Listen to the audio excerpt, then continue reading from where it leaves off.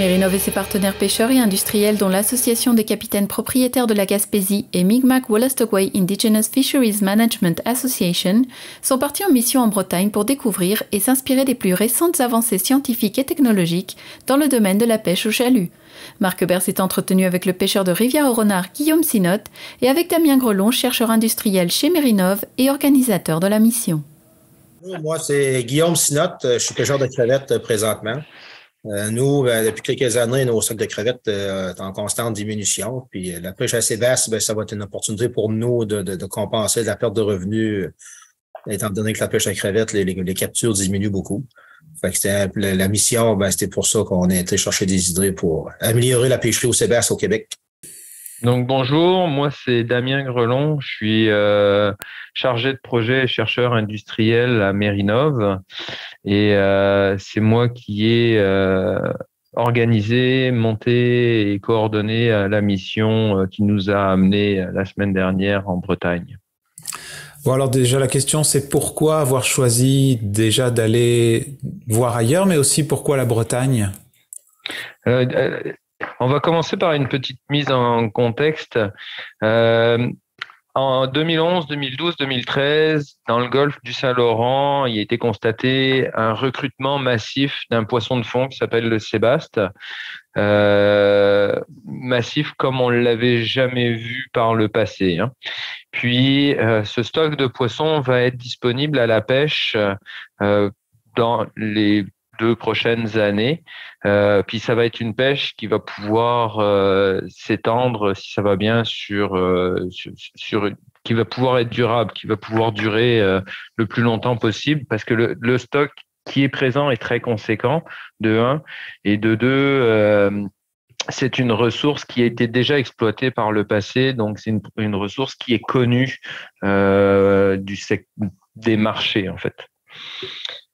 Pourquoi on a été... Alors, l'enjeu de la reprise de la pêche au sébaste, c'est que c'est une pêche qui va être une pêche de volume. On parle de 4,3 millions de tonnes métriques actuellement évaluées en quantité de poissons dans le golfe du Saint-Laurent, ce qui en fait le plus gros stock de poissons sauvages actuellement. Donc, c'est assez impressionnant.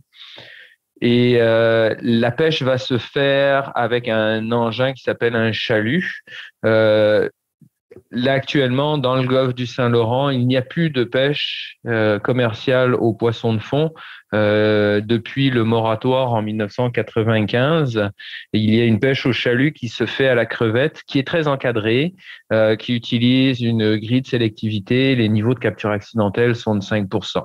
Dans les pêches aux poissons de fond, les dispositifs de sélectivité ou la façon de travailler habituellement, qui consiste à filtrer des volumes d'eau pour en sortir le poisson, ça fonctionne, mais ça a une limite, c'est les niveaux de capture accessoires qui sont produits par la pêche. Il faut savoir qu'au niveau de la gestion, la pêche au Québec et au Canada, c'est les mêmes modes de gestion. C'est une gestion par espèce, donc on cible une espèce et c'est elle qu'on doit remonter en priorité sur le bateau. Tout le reste est considéré comme des captures accessoires. Et l'enjeu de la pêche au sébaste, comme les volumes sont très importants, les captures accessoires vont être importantes aussi et risquent d'affecter les autres pêcheries. Est-ce que ça veut dire que ailleurs dans le monde, on pratique cette pêche-là avec une technologie qui permet justement de diminuer ça? Alors, ailleurs dans le monde, les méthodes de pêche, les modes de gestion sont différents. Par exemple, en Islande, ils gèrent par quota, mais ils ont des pêches multi-espèces. Donc, les bateaux capturent du sébaste, mais capturent aussi de la morue, du lieu noir. Nous, dans le Golfe, on a des enjeux sur certaines espèces comme la merluche blanche, qui est une espèce en péril qu'on ne veut pas capturer dans le chalut. Il y a des enjeux aussi, par exemple, sur le turbo. Le quota global de turbo dans le Golfe est autour de 2500 tonnes métriques par année. On parle de réouvrir la pêche au sébaste avec des quotas qui pourraient avoisiner les 60 000 tonnes. La pêche au chalut génère en moyenne, si on se compare avec toutes les pêcheries, tous les tests qu'on a fait dans le Golfe, en moyenne 10% de capture accidentelle. 10% de 60 000 tonnes, c'est 6 000 tonnes. On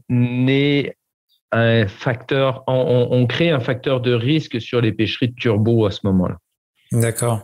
Alors, j'imagine que vous avez choisi la Bretagne parce qu'il y avait quelque chose à aller de s'informer par rapport à cette technologie-là, pour cette pêche-là, cette méthode de pêche? Alors, on a choisi la Bretagne après avoir fait une recherche exhaustive des meilleurs, des innovations qui sont en développement à travers le monde et des innovations qui avaient un potentiel de répondre à notre problématique. Ce qu'il faut savoir, c'est qu'en Bretagne, ils ont développé un projet qui s'appelle Game of Troll. Donc, les Français sont très forts sur les jeux de mots. Puis, ce projet-là intègre de l'intelligence artificielle à l'intérieur du chalut pour, au lieu d'avoir une sélectivité passive par filtration, ça génère une sélectivité active par sélection des poissons qu'on veut garder dans le chalut. Donc, c'est en développement, ils sont à l'étape de prototype, c'est des chercheurs qui travaillent là-dessus, mais d'après moi, ils ont mis le doigt sur quelque chose qui potentiellement pourrait nous aider à accompagner l'industrie de la pêche dans une reprise d'une pêche commerciale qui permet d'avoir une meilleure sélectivité des poissons qui sont gardés dans le chalut. Et toi, Guillaume, en tant qu'homme de terrain, enfin, je veux dire, en tant que pêcheur, qu'est-ce que tu y as vu là-bas exactement? Nous, on a vu des belles idées pour justement nous aider pour un retour de la pêche au sébaste. On sait que la pêche au sébaste va se faire avec un chalut, mais aussi avec une technologie qui va être très avancée pour justement nous aider à quasiment faire une sélection de poissons dans le fond de l'eau, là, parce que, comme Damien disait en introduction, il ne faut pas prendre d'autres sortes d'espèces de poissons, il faut essayer uniquement de prendre du sébaste. Il ne faut pas prendre de turbo, de flétan de l'Atlantique, de merlu. Fait que ça va être la pêche de sébaste va se faire avec un chalut, mais beaucoup de technologies avancées pour nous aider à capturer juste du sébaste. Toi, en tant que, justement, avec les capitaines propriétaires de la Gaspésie, qui est en lien avec beaucoup d'autres pêcheurs et capitaines, est-ce que c'est quelque chose qui est, j'imagine, qui est très attendu? Oui, c'est quelque chose qui est attendu, puis même espéré, parce que nous, nos quotas de crevettes sont en constante diminution, puis on le voit vraiment comme une opportunité de combler nos manques de revenus dû à une perte de quotas. Damien, par rapport à Mérinov, est-ce que le fait d'avoir connecté là-bas avec des chercheurs en Bretagne, est-ce que vous allez prendre aussi, pas le relais, mais vous allez collaborer dans une recherche allant dans ce sens-là? Il y a deux niveaux d'intervention qui sont envisagés à l'heure actuelle. Il y a des collaborations qui vont être mises en place avec les chercheurs qui sont basés là-bas parce qu'ils ont développé la technologie, ils ont une maîtrise des éléments qu'ils ont mis en place, donc on va pas refaire les mêmes choses qu'eux, on va partir de là où ils sont partis. Ça, c'est le premier aspect. Puis on a des adaptations qui sont spécifiques aux réalités auxquelles on a à faire face ici localement. Puis la deuxième chose, et ça c'est beaucoup plus ambitieux, mais on veut travailler sur l'engin de pêche de demain, le chalut du futur. Aujourd'hui, on sait que la technique du chalut est souvent critiquée à travers le monde. Et ce qu'il faut avoir conscience, c'est que la pêche au chalut représente 25% des débarquements mondiaux de poissons à travers la planète. Donc, l'engin de pêche, il est critiqué. Il est critiqué sur certains aspects avec raison.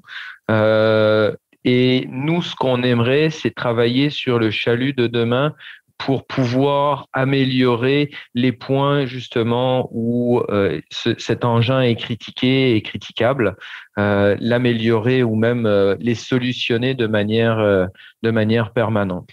Donc là, on parle de quelque chose qui est à moyen long terme. On parle d'une échéance peut-être à 3 ou 5 ans pour commencer à observer des résultats de ces pratiques. Et ça, on veut le faire conjointement avec des collaborations qu'on mettrait en place avec les chercheurs qui sont basés en Bretagne. D'accord. Toi, Guillaume, avec tout ce que tu as été nourri comme information de tout ça, est-ce que tu vois quelque chose de positif pour les prochaines années? Oui, on a vu des belles choses qui vont vraiment nous aider au Québec. Ça sera pas, on ne pourra pas faire un copier-coller. Il va y avoir des choses qui vont avoir amélioré pour notre pêcherie. Fait que c'est pas la même sorte de poisson tout à fait. C'est pas les mêmes fonds marins qu'on rencontre comparé ici et là-bas. Mais on a vu des choses, on a des idées, puis on est confiant d'arriver à quelque chose qui va te présenter à BOMPO pour avoir une pêche responsable pour la pêche au Sébastien. D'accord. En tout cas, merci beaucoup à vous deux pour ces informations. Merci, Marc. Vous écoutez votre reflet d'ici. Revoyez tous nos reportages sur notre site Internet.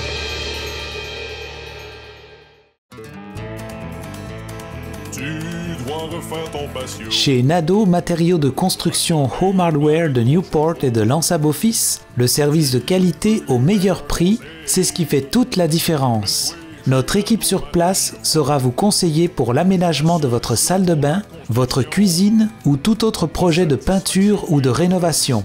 Venez en magasin découvrir notre vaste gamme de couvre-planchers, nos portes et fenêtres de qualité et des outils tant pour le bricoleur que pour l'entrepreneur en construction. Savoir-faire, Nadeau Matériaux de Construction Home Hardware de Newport et de Lansab Office, les spécialistes de la rénovation dans la région.